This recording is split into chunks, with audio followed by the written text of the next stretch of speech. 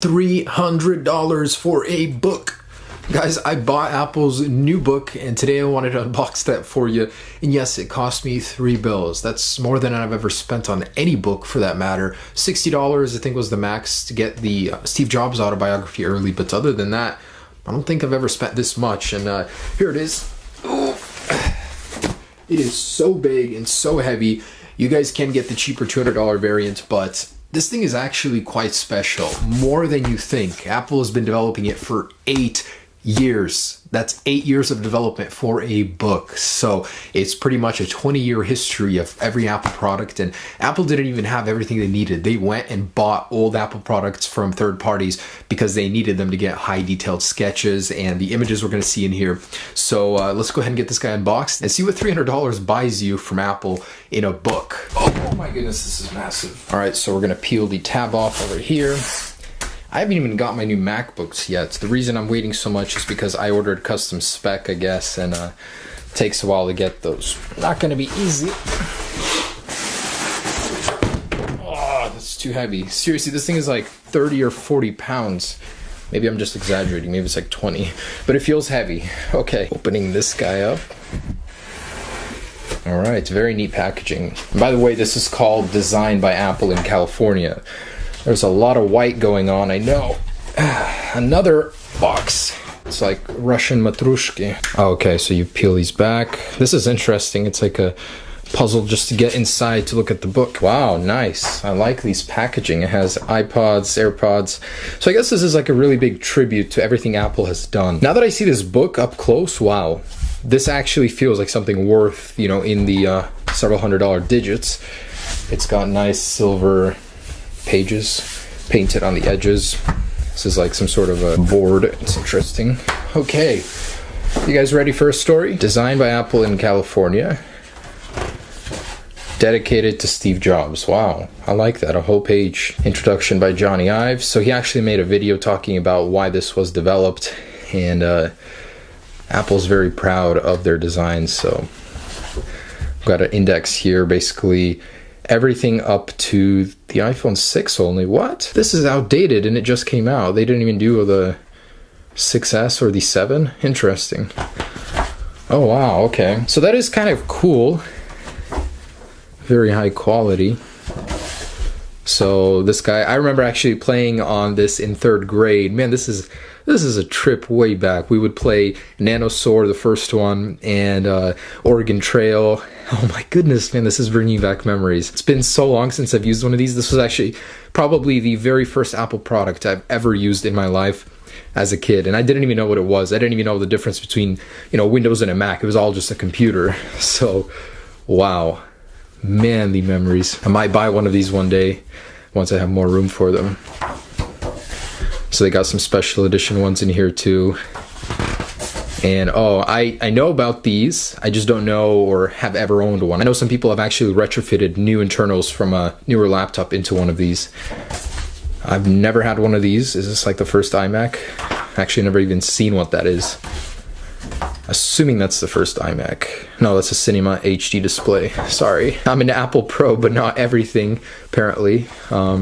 This is technically the first Mac Pro Tower ever, and it didn't sell very well because of how little you could customize it. Now Apple's abandoned their new one, sadly. And a mouse. Cool, cool. The Power Mac, I believe. This was my first Apple laptop ever. I actually bought one of these on Craigslist. It was a pretty good deal. I got a fully loaded one, high resolution display with a matte option, and they're actually built very, very well. This is what got me into the design of Apple. After I bought a MacBook Pro, then a MacBook Air. I've never had the first iPod. First iPod I ever had, I actually won it in a drawing with a friend, the iPod Nano 2nd generation. So that was my first Apple product I ever owned, technically. This guy. This is actually kind of cool. I mean, for anyone that's fascinated with Apple, likes the history of it, it's kind of cool to have it here. The first or second iPod generation, MacBook Pro. Or this is actually the first one I had. I didn't realize it's a little bit different here. All right. Oh, I remember this guy. This is actually one of the most well-built Apple products ever.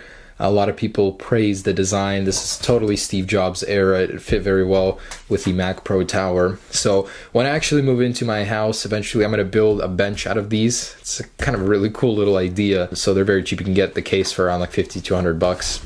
You need 2 of them and a piece of wood.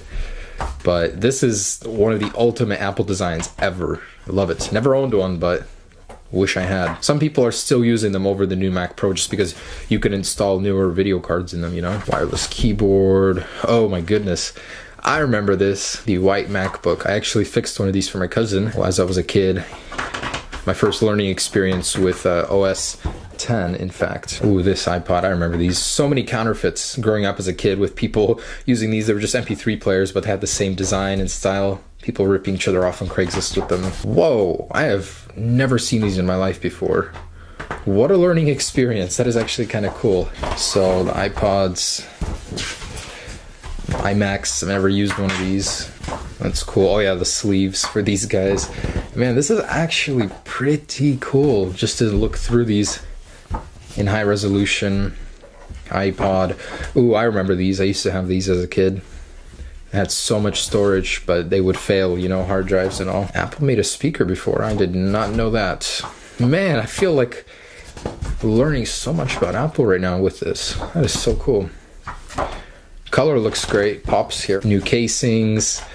Man, how did I not know about these? Okay, this is where my journey began. The iPhone 2G. I was on a middle school bus when I first heard about this phone. That installation, that's crazy. Man, that is so cool.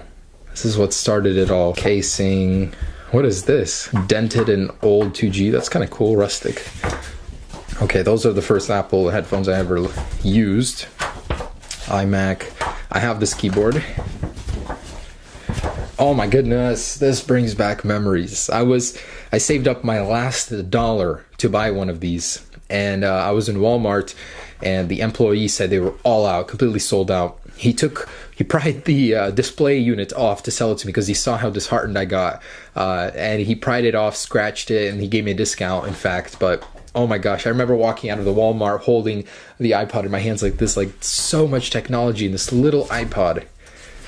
Oh my goodness, this is awesome. It brings back memories. I remember this one. I've never actually owned one, but had some experience with it. My favorite design of the iPhone, period.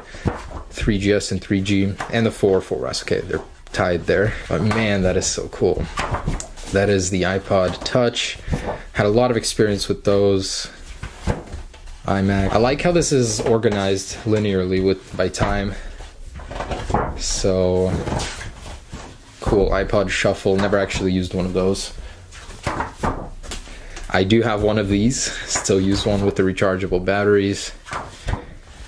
Oh my goodness, these were awesome. Seriously, this was one of my favorites too. It had a camera. It was actually a lot of fun. And so much tech in such a slim little design. Have one of these. Awesome iPad. Definitely a Steve Jobs era design for sure. The iPhone 4. My first iPhone on cellular service. And what's this? Probably what they machine all their casings with. And components. Okay, so that's the display, testing it.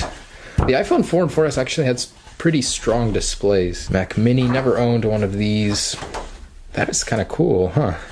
How they get in there. Shuffle, iPod 4th generation. I remember when I picked one of these up, I couldn't believe how thin it was. And then the 5th generation came out, it was even thinner. Apple really is obsessed with thin, that's for sure. So the Air, oh my goodness, I remember this guy. I went with my dad to pick up the iPad 2. If that is the iPad 2, which, yeah, it is. It's really nice. I still have it. This thing runs great. I can't believe how well it runs, the iPad 2. The MacBook Pro Retina. Yes, I did own one of these. Goodbye, MagSafe. It was a fun trip with you. And then there's these guys. So this is actually pretty recent stuff. You know, we've already been familiarized with all of this. The new iPod Nano, the strap iPod Touch, which no longer exists, iMac, and yeah, so the iPhone 5S, a timeless design. I'm glad Apple made it live on with the SE, seriously. So beautiful.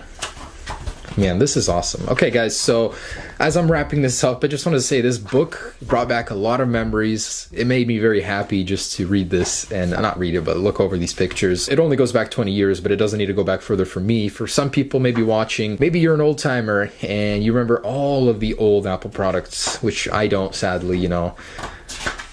Kids these days, you know.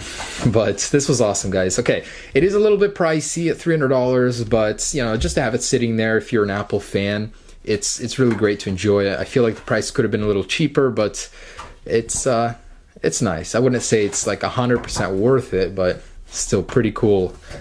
Sit here and enjoy this. From any other publisher, this would probably be like $100-150 max, but you know, Apple's markup. And there's the 6. There it is, the Apple Book, $300. You can get it for $200, slightly smaller, but actually pretty cool. I wish they made an updated version with the 6S and 7. Will they have a part 2? I don't know. We'll see. All right, thanks so much for remembering all these good times with me. Have a great day. Peace.